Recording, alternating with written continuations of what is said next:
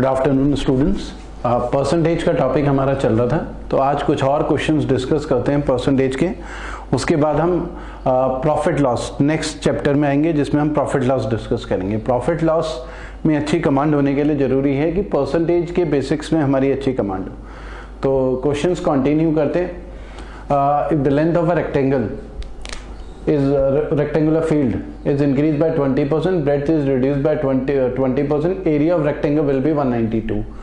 Area of original rectangle हमें निकालना है। तो पहले स्टूडेंट्स आप खुद से ट्राई कर सकते हो क्वेश्चंस को, वीडियो को पॉज करके, फिर उसके बाद आप सोल्यूशन देख सकते हो। तो स्टार्ट करते हैं। हमें पता है कि area equal to length into breadth होता है। Area equal to length into breadth होता है। तो हमने इसके लिए एक कॉन्सेप्ट करा था पहले डिस्कस, जिसमें हमने बेसिक्स वगैरह डिस्कस करे थे परसेंटेज के। तो हमने ये करा था कि अगर हमें पता है कि ए में x% चेंज है, बी में y% चेंज है, तो z में x plus Y plus X Y by 100। तो जिसने बेसिक्स के पुराने वीडियोस नहीं देखे हैं और पुराने वीडियोस को देखें, तो z में चेंज हमने इस तरीके से बताया था। तो यहाँ पर हमारे पास जो भी लेंथ ऑफ ब्रेड गिवन है केस फर्स्ट में, लेंथ ऑफ ब्रेड कुछ गिवन होगी, एरिया कुछ होगा। केस सेकंड होगा, ठीक है, और उस केस सेकंड में भी लेंथ ऑफ ब्रेड कुछ ना कुछ होगी। तो यहां पर लेंथ को वो बोल रहे हैं फर्स्ट केस से सेकंड केस में 20% इंक्रीज कर रहे हैं, और ब्रेड्थ को 20% डिक्रीज कर रहे हैं। मतलब पहले जितनी ब्रेड्थ रही होगी अब 20% कम है। तो हम पुराने वाले एरिया से नए वाले एरिया का चेंज निकाल सकते हैं। फॉर एग्जांपल जैसे हमने ये लिया था, बेसिक्स वगैरह डिस्कस करे थे परसेंटेज में, तो हमें 20% इंक्रीज 20% डिक्रीज है, तो फॉर्मूला अप्लाई कर सकते हैं। तो उसका रिजल्ट क्या होगा, 20 माइनस 20 इंटू 20/100। रिजल्ट ये रहा 4% डिक्रीज। तो यहां पर एरिया जो है 4% डिक्रीज हो जाएगा, ठीक है। और ये वाला एरिया गिवन है, area of rectangle will be 192। ये सेकंड केस का एरिया गिवन है 192। तो ओरिजिनल केस का एरिया हमें गिवन नहीं है। तो बेसिकली ये है ओरिजिनल नंबर और ये है रिजल्टेंट फाइनल। तो हमने परसेंटेज में करा था कि मान लो कोई नंबर x है, उसे 4% डिक्रीज करना है, तो x इंटू 96/100 की मल्टीप्लाई करते हैं जब ओरिजिनल से रिजल्टेंट में जाना हो। लेकिन अगर उल्टा जाना है, मान लो कि हमें आगे का नंबर पता है और हमें ओरिजिनल में जाना है, मान लिया रिजल्टेंट x है, तो फिर हमें क्या करना होता है कि अगर गाड़ी सीधे चलानी हो तो 96/100 की मल्टीप्लाई करनी थी, लेकिन गाड़ी क्योंकि बैक गियर में चलानी है तो 100/96 की मल्टीप्लाई करनी होती है। ये हमने बेसिक्स में डिस्कस करा था। तो यहां पर ये जो एरिया होगा, इसको हम क्या कर सकते हैं, क्योंकि सीधे जाते तो 96/100 की मल्टीप्लाई करनी थी, हमें उल्टा जाना है, तो 192 में 100/96 की मल्टीप्लाई करेंगे, तो ओरिजिनल एरिया हो जाएगा 200, ठीक है। तो इस तरीके से हम क्वेश्चन को सॉल्व करेंगे। बस बेसिक्स अगर जिसके क्लियर होंगे तो इतना सारा पेन चलाने की जरूरत नहीं पड़ेगी, डायरेक्ट हम देख सकते हैं, क्योंकि हम डायरेक्ट समझ सकते हैं कि अच्छा 20% इंक्रीज है, 20% डिक्रीज है, -20 इंटू 20/100। कम पेन चला के ये -4% बिना पेन चलाए भी आ सकता है, और हमें समझ में आना चाहिए कि 4% डिक्रीज करने के बाद की वैल्यू 192 है, तो वापस जाना है तो सीधे समझ में आना चाहिए 100/96। तो काफी पेन चला के आंसर निकल सकता है। ये पूरा मैंने आपको ये जो बनाया, ये केवल आपको समझाने के लिए बनाया है, ठीक है। आपके कॉन्सेप्ट्स क्लियर हो जाएं अच्छे से, उसके लिए मैं इसे दोबारा से दूसरे तरीके से आपको समझाता हूं। मान लो कि हमारे पास एक एग्जांपल लेते हैं। एरिया फर्स्ट केस में एरिया है 200 और लेंथ है 20 सेंटीमीटर, ब्रेड्थ है 10 सेंटीमीटर।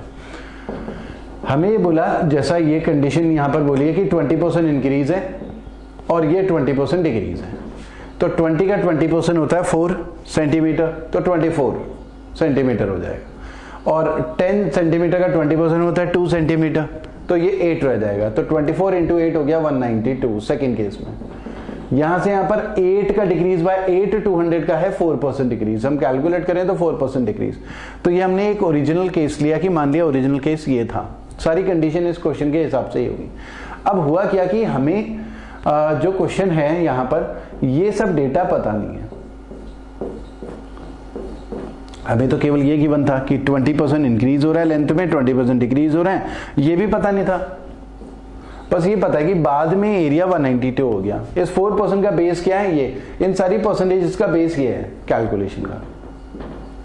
ये ओरिजिनल वैल्यूज हैं, ये रिजल्टेंट है 20% इंक्रीज करके, डिक्रीज करके, 4% डिक्रीज करके। तो हमारे पास ये सारी वैल्यूज गिवन नहीं थी, बस ये था, हमने इन दोनों में x plus Y plus X Y by 100 का फॉर्मूला लगाया, उससे ये मिला हमें 4% decrease.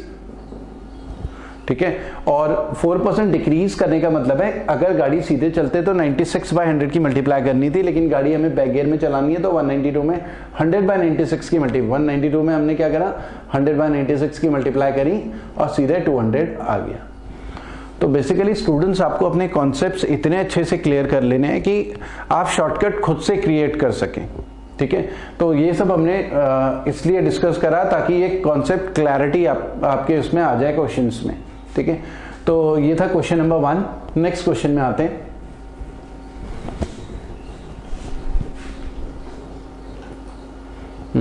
Ratio of number of students studying in school A B C 5:6:8 के रेशियो में बोला हुआ है।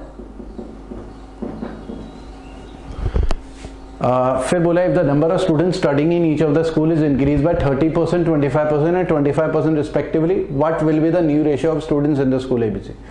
तो अब हमें पता है कि इसमें 30% अगर किसी नंबर को इंक्रीज करना है तो हम क्या कर सकते हैं, 5 × 130/100 की मल्टीप्लाई।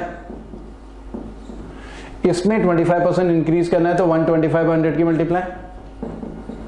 25% इंक्रीज करना है 125/100 की मल्टीप्लाई। ये 100 कैंसिल हो जाएगा, 25 5 25 5। यहां भी 25 कैंसिल करना है क्योंकि जो भी कैंसिल करना है तीनों में, एक 5 तो कैंसिल हो गया, एक 5 यहां से कर लेते हैं 26। ठीक है, और भी कैंसिल, जो भी कैंसिल करना है तीनों में कैंसिल करना है, ये नहीं कि 2 को कैंसिल करा तीसरे को माफ कर दिया, तीनों में करना है। तो 2 भी कैंसिल हो रहा है ना, 4 3 और ये हो गया 13। तो बेसिकली ये कितना हुआ, 13:15:20 का रेशियो, ये आंसर हो गया। ठीक है, तो सिंपल था, लेकिन इतनी तामझाम करने की जरूरत नहीं है, हम प्रैक्टिकली भी समझ सकते हैं क्योंकि 3 स्कूल हैं, स्टूडेंट्स का रेशियो 5 6 8 है, तो हम ऐसा भी मान सकते हैं प्रैक्टिकली। खुद से सोचें कि पहले स्कूल में 50 स्टूडेंट हैं, दूसरे में 60, तीसरे में 80, क्योंकि रेशियो ही 5 6 8 का था, तो उनमें 10 की मल्टीप्लाई करके हमने ऐसा कुछ एज्यूम कर लिया, क्योंकि हमारे पास यहाँ केवल रिलेशन गिवन है नंबर्स का, और फाइनली रिलेशन ही पूछा है, एक्चुअल वैल्यू तो कहीं भी गिवन नहीं है। तो हम कोई भी नंबर एज्यूम कर सकते हैं। 50 60 80 हमने स्कूल्स में स्टूडेंट्स का नंबर एज्यूम करा। अब क्योंकि बोल रहे हैं कि 30% स्टूडेंट्स इंक्रीज हो जाएंगे, अब कैलकुलेशन, ये सिंपल कैलकुलेशन, तुम्हारा कॉन्सेप्ट क्लियर हो तो सिंपल कैलकुलेशन है, ज्यादा कुछ करने की जरूरत नहीं है, पेन चलाने की जरूरत नहीं है। 10% 5 होता है और 30% होगा 15, तो 15 स्टूडेंट्स और आ जाएंगे, स्टूडेंट्स हो जाएंगे 65। यहां पर 25% इंक्रीज करना है, और 25% को फ्रैक्शन में हम बोलते हैं 1/4। 25% होता है फ्रैक्शन में 1/4, तो इसको 25% इंक्रीज करना है 1/4 मतलब 15 इंक्रीज करना है, तो ये हो जाएंगे 75। फिर इसमें 25% इंक्रीज करना है 1/4 मतलब 20 इंक्रीज करना है, इसका 25% 20 होगा, तो ये 100 हो जाएगा। तो कैंसिल करें, 13:5 से कैंसिल हो रहा है 20। तो इतना पेन भी चलाने की जरूरत नहीं है, हम खुद से मेंटली सोचे कि 50 60 80 है स्टूडेंट, और 50 को 30% बढ़ाएं तो 65 हो जाएंगे। डायरेक्ट ये वाली लाइन लिखे अगर लिखनी ही है तो केवल इतना पेन चलाने पर आंसर निकल सकता है। ठीक है, इस तरीके से करेंगे। पेन जितना ज्यादा पेन चल रहा है उतना ज्यादा टाइम हमारा कंज्यूम हो रहा है। बेसिकली हमें टाइम रिड्यूस करना है, हमें रिसर्च करनी है। किसी भी क्वेश्चन में ब्रेनस्टॉर्मिंग करो कि बिना पेन चलाए या कम से कम पेन चला के वो क्वेश्चन कैसे सॉल्व हो सकता है, तभी आपकी स्पीड बिल्ड होने वाली है, वरना बिना स्पीड के आपके कोई भी एग्जाम नहीं निकलने वाला। ठीक है, तो ये क्वेश्चन नंबर 2 था। क्वेश्चन नंबर 3 में आते हैं। Krishna spends 70% of his income and his income increases by 20% and hence he increases expenditure by 10%. तो अब थोड़ा समझ लेते हैं कि रिलेशन क्या है, एक्सपेंडिचर, इनकम, सेविंग्स क्या होता है। मान लो किसी इंडिविजुअल की सैलरी 10,000 है और उसने 7,000 खर्च करें एक्सपेंडिचर, तो सेविंग्स कितनी होंगी, 3,000। तो बेसिकली इनकम क्या होगा, एक्सपेंडिचर प्लस सेविंग्स। ठीक है, ये सेविंग्स निकालनी हो, इनकम माइनस एक्सपेंडिचर, कैसा भी देख सकते हैं। ठीक है, तो यहां पर रिलेशन गिवन है, इनकम एक्सपेंडिचर ऐसा कुछ बोला है, इनिशियल एक्सपेंडिचर हालांकि गिवन है। तो 2 तरीके से सॉल्व करने के, दोनों तरीके से सॉल्व करेंगे ताकि एक कॉन्सेप्चुअल क्लैरिटी आप में रहे। तो ऐसा कर लेते हैं, इनकम कुछ एज्यूम कर लेते हैं, इनकम, एक्सपेंडिचर और सेविंग्स की बात कर रहे हैं ना यहाँ पर, income equal to expenditure plus saving, ठीक है। तो इनकम कुछ एज्यूम कर लेते हैं, एक्स, नॉर्मली हमने बचपन से स्कूल में पढ़ा है एक्स एज्यूम करना, तो एक्स के बजाय आप 100x एज्यूम कर सकते हो। उससे फायदा क्या होगा कि फ्रैक्शन के चक्कर में नहीं पड़ोगे, ठीक है, सारी चीजें होल नंबर में रहेंगी। तो 100x एज्यूम कर रहे हैं, तो कृष्णा 70% अपनी इनकम का खर्च कर रहा है, तो 100x में से 70x खर्च कर रहा है, 100x में से 70x खर्च कर रहा है, तो फिर सेविंग्स कितनी होंगी, 30x, सिंपल। ये तो केस फर्स्ट है, जैसा उन्होंने बोला उस हिसाब से ये होगा। अब वो बोला है कि हिज इनकम इंक्रीजेस बाय 20%, उसकी इनकम 20% इंक्रीज होगी, तो इनकम हो गई 120x, सेकंड केस बोल रहे हैं। फिर बोला है ही इंक्रीजेस एक्सपेंडिचर बाय 10%, तो क्योंकि इनकम बढ़ गई, नॉर्मली लोग फिर अपना खर्चा भी बढ़ा देते हैं, 10% एक्सपेंडिचर बढ़ेगा। इस 10% का बेस है खर्चा, इनकम उसका बेस नहीं होगा, ठीक है। एक्सपेंडिचर का बेस हमेशा एक्सपेंडिचर ही होगा, ठीक है। अगर एक्सपेंडिचर को या सेविंग्स हम बोल रहे हैं कि 50% सेविंग बढ़ा रहे हैं, तो उस 50% का बेस भी सेविंग्स ही होता है, ठीक है। तो यहां पर इसका 10% होगा 7x, तो 77x एक्सपेंडिचर हो जाएगा। तो अब सेविंग्स कितनी होगी, इन दोनों को ऐड करके तो 120 आना चाहिए, या माइनस करें तो सेविंग्स मिलेगा, तो ये आ जाएगा 43x सेविंग्स हो जाएंगी, ठीक है। और अब बोला क्या है, इफ कृष्णा's इनिशियल एक्सपेंडिचर वॉज 17,500, तो इनिशियल एक्सपेंडिचर तो 70x है, 17,500, ये कैंसिल करें, 7 से कैंसिल करें तो x आ गया 250। अब पूछा क्या है, what is his new savings, तो न्यू सेविंग्स हमारी कितनी है, 43x, तो हमें 43x की वैल्यू निकालनी है, तो 43 की मल्टीप्लाई कर देंगे, तो 43 इसकी भी मल्टीप्लाई हो जाएगी, तो 43x की वैल्यू कितनी हो जाएगी, 10,750। 40 मैंने 40 के साथ 250 की अलग करी मल्टीप्लाई, ये 10,000 हो गया, और 3 के साथ अलग करी तो 750, इस तरीके से मैंने मल्टीप्लाई किया, ठीक है। तो ये 10,750 आ गया। तो स्टूडेंट्स एक तरीका तो ये है, दूसरा तरीका क्या है कि आपके परसेंटेज के कॉन्सेप्ट्स अगर बहुत अच्छे से क्लियर हों और ये सब रिलेशन आपको पता हो कि भाई इनकम क्या होती है, इनकम में से ही हमारा कुछ पार्ट एक्सपेंडिचर होता है और उसके अलावा जो रिमेनिंग है वो हमारी सेविंग्स है, एक्सपेंडिचर को हटा दे तो हमारे पास क्योंकि क्वेश्चन में इनिशियल एक्सपेंडिचर गिवन है 17,500 और वो 70% इनकम का 70% खर्च कर रहा है, तो ये 70% भी क्या है, इनिशियल एक्सपेंडिचर है, इनिशियल एक्सपेंडिचर है। तो बेसिकली 70% की वैल्यू गिवन है, परसेंटेज के कॉन्सेप्ट क्लियर होंगे तो हम डायरेक्ट ऐसे समझ सकते हैं। तो 7 से कैंसिल करें तो 10% हमारा कितना हो जाएगा, 2,500, तो 100% हमारा कितना हो जाएगा, 25,000, तो 100% हमारी क्या होगी, इनकम। तो बेसिकली हम सीधे 70% इसको देखें और 7 से कैंसिल करें कि 7 हाँ 2500 आ रहा है 10%, तो फिर ये 25,000 इनकम हो गई। तो हम बेसिकली समझ सकते हैं आसानी से कि 25,000 उसकी इनकम है और उसका एक्सपेंडिचर 70% है, तो 17,500 है, 17,500। तो वो सेव कितना कर रहा होगा, इतने में से इतना खर्च कर रहा है, तो माइनस करें, प्रैक्टिकली सोचेंगे, ठीक है, रियल लाइफ के साथ कनेक्ट करके चलेंगे। तो इतना हो गया और फिर उसने क्या करा, 20% उसकी इनकम बढ़ गई, तो 10% 2,500 है, 20% होगा 5,000। ये छोटी छोटी कैलकुलेशंस के लिए आपको पेन नहीं चलाना है, ठीक है, बिना पेन चलाए कैलकुलेट करनी है कैलकुलेशंस, ठीक है। तो हैबिट में लेकर आए कि बिना पेन चलाए कैलकुलेट कर सकें छोटी छोटी कैलकुलेशन। अगर हम छोटी छोटी कैलकुलेशंस के लिए भी पेन चला रहे हैं तो हमारा एग्जाम क्लियर नहीं हो पाएगा, ठीक है। तो 10% 2,500 है, 20% 5,000 हो गया, तो 30,000 इनकम हो गई। अब वो 10% अपनी सेविंग्स बढ़ा रहा था, तो 1750 सेविंग्स और बढ़ेंगी, तो ये अगर ऐड करें तो 19,250 हो गया। तो इसमें से माइनस करें तो रिमेनिंग सेविंग्स होगी, तो 10,750, ये नई वाली सेविंग्स होगी, क्योंकि अब 30,000 में से इतना खर्चा कर रहा है वो, तो माइनस करके सेविंग्स मिलेंगी। तो ये आंसर है न्यू सेविंग्स, क्योंकि पूछा था हमसे, ठीक है। तो इतना ही करते हैं, फिर इससे नेक्स्ट क्वेश्चन में आते हैं। ये सारे क्वेश्चंस आपको एक बार खुद से करना है, खुद से ब्रेनस्टॉर्मिंग करनी है, ठीक है, ताकि इस तरीके के कोई भी क्वेश्चन एग्जाम में आए तो आप इजीली कर सकें। नेक्स्ट क्वेश्चन में आते हैं। In an examination 70% of students passed in English, 65% passed in maths and 2% of students failed in both the subjects.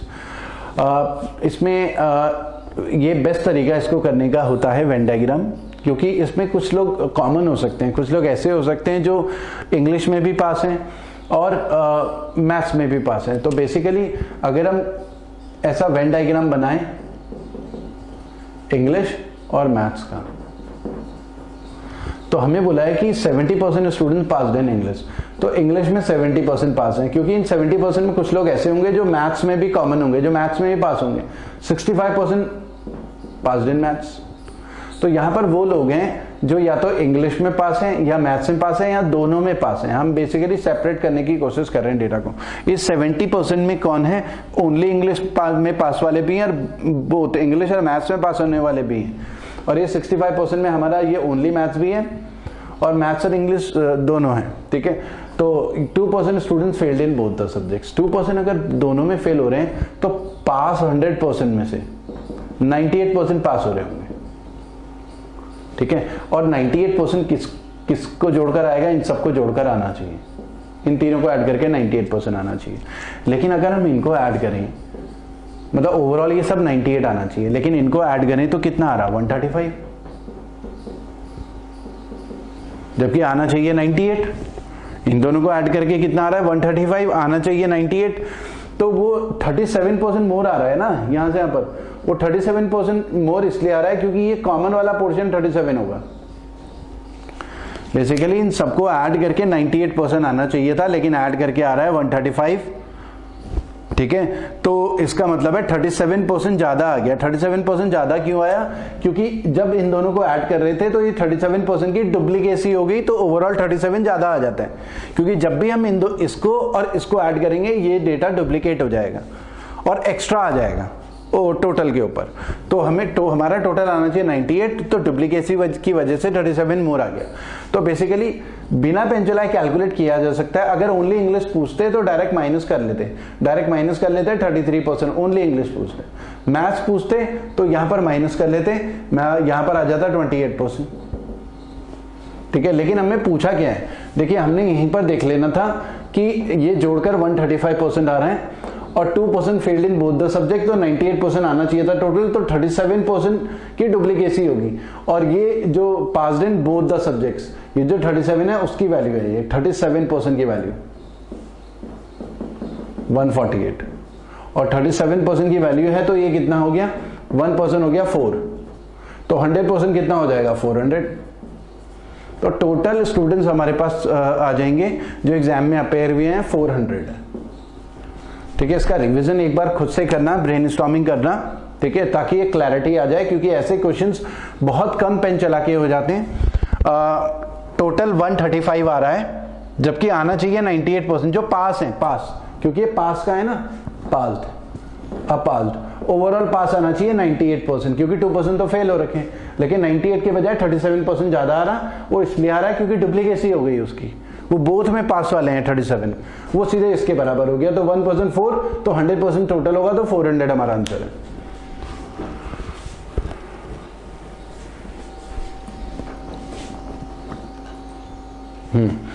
A bag contains 800 coins of 25 paisa and 1600 coins of 50 paisa.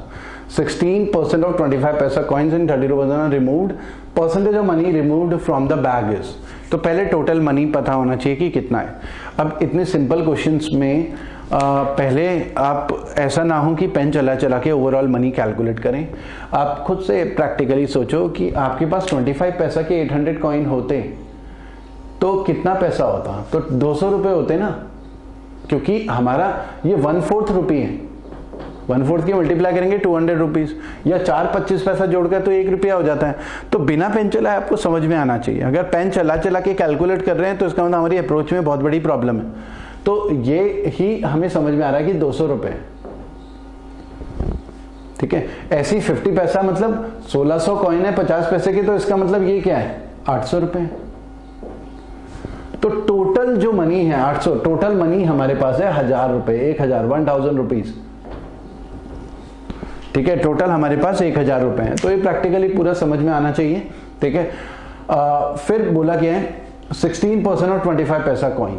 तो ये जो 200 रुपए है इसका 16%, इसका 16% का मतलब है 32 रुपीज निकाल लिए, 200 रुपए का 16% 32 रुपीज होगा, और 32% ऑफ 50 पैसा कॉइन। अब 32% 50 पैसा कॉइन निकालेंगे तो 800 रुपीज जो ओवरऑल वैल्यू थी उसका 32% निकलेगा। इसका 32% कितना हो जाएगा, 32 इंटू 8 करना पड़ेगा, ये होगा 240, 256 रुपीज। और कितना पैसा रिमूव हुआ, 256 प्लस 32, 256 प्लस 32, 288 रुपीज रिमूव हुआ है। कितने में से, 1000 में से, तो 288 1000 का कितना परसेंट होगा, बिना पेन चलाए हो सकता है इजीली कैलकुलेट, हालांकि 28.8%। तो हमारा आंसर होगा 28.8%। ठीक है, तो इतना ही करते हैं स्टूडेंट्स। फिर नेक्स्ट वीडियो में फिर हम प्रॉफिट एंड लॉस के क्वेश्चंस डिस्कस करेंगे। उसके अलावा आप जो भी आपके डाउट्स होते हैं वीडियो से रिलेटेड या कहीं आप बुक में क्वेश्चन सॉल्व करते हैं तो मैसेज में पूछ सकते हैं। ठीक है, ओके, थैंक यू।